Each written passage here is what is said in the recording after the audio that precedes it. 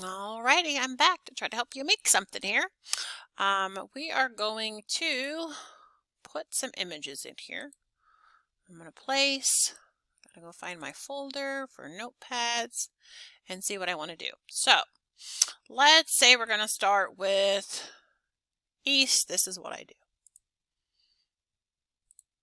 Okay, I can click and then it's just going to pop in at the regular size. In order to shrink this, it doesn't work very well.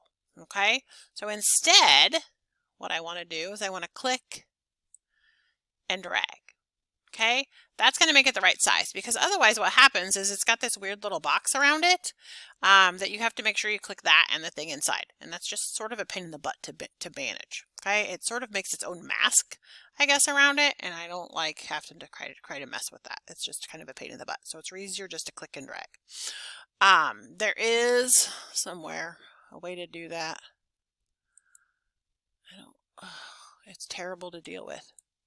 See? Yeah, I just don't want to deal with it. So, I'm just saying, click and drag, you'll be all right. From there, this is fine because it's above, which means I will do all my typing below. From there, if I want to add it in some extra words at the bottom, if I wanted to add scarlets in here, I could do all of that. I'm going to add my lines. So I'm going to use my line tool, and I'm going to show you how to do the step and repeat. So I'm going to click here. I'm going to drag, click, and drag. See how it kind of moves all over? If I hold the shift key, it's going to stay straight. Okay, and then there's my line.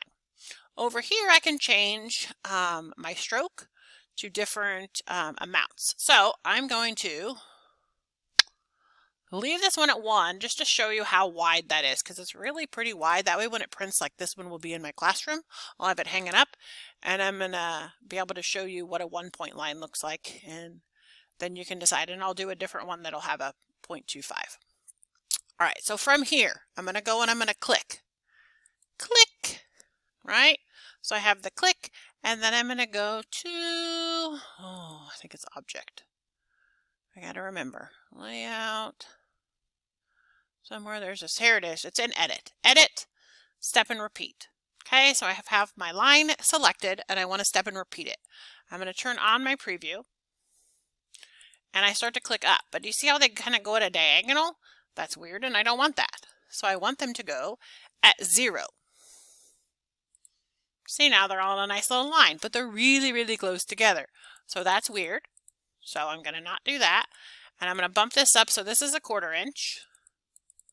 That's not too shabby.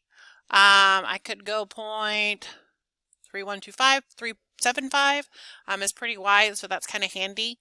I personally write kind of small, and so let me look at the notepad I actually have right here in front of me. The notepad I have in front of me is probably that 375 right here, which is a little wider than I want. So I'm going to take it back down to the 1/4 inch, because I tend to write like on every, like 2 things on every line, or every line and a half.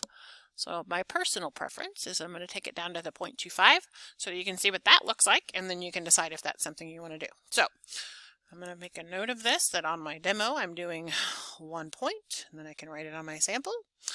And I'm doing 0.25 inches spread. Okay, got it written down. And I can add as many of those in as I want. So I can take them all the way down to the bottom, and that looks pretty good to me.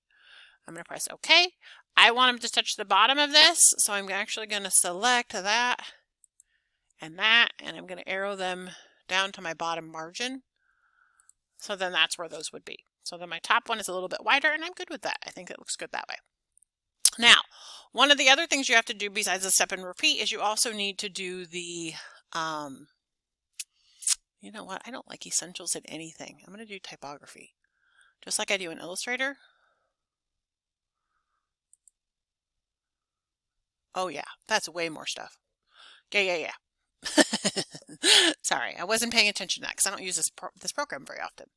All right. Anyways, so from here, I also want to do one where you have to be able to write on top of it. So this I'm not going to write on top of. It's just at the top, right? So I'm going to place in one of my pictures. Now, oh dang, I forgot about that one. I'm going to do this one. and it's going to not be the right size. So if I wanted to, oh, that's weird. I wonder why it's like that. Weird. Weird. I've never seen it do that before. Anyways, I don't like that it's too skinny. So if it was me personally, before I did this, I would, if I was going to actually finish this, and I probably will at some point, I would want it to be, I would want it to fit. So I would put it in Photoshop and I would make it the size of this inner area if it was me actually doing this for myself. So just throwing that out there. A lot of times I do a little bit of editing in Photoshop and then I come back. But for the purposes of this, I just want to show you, undo.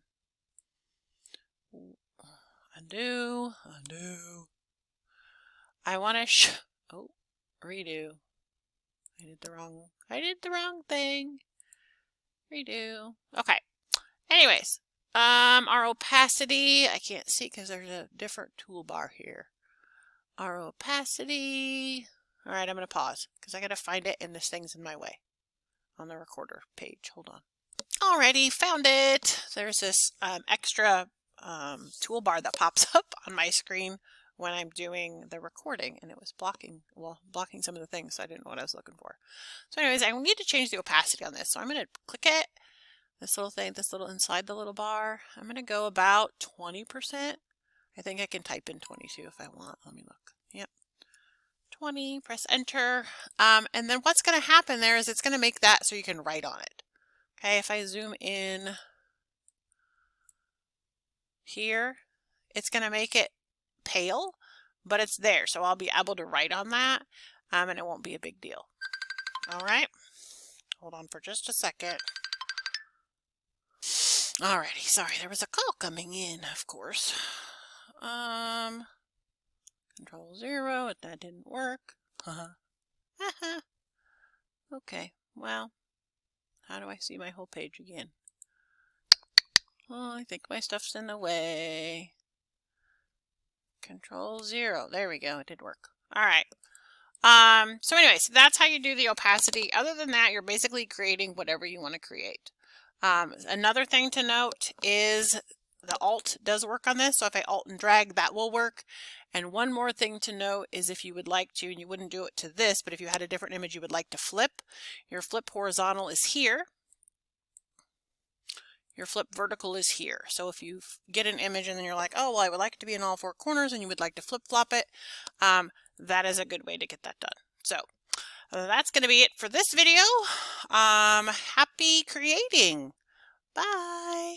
Don't forget to, oh, wait. So sorry. File, save as. Don't forget to add your name to it. I'm going to put it in my graphics, Notepad, Weller, Notepad demo. I'm going to save that.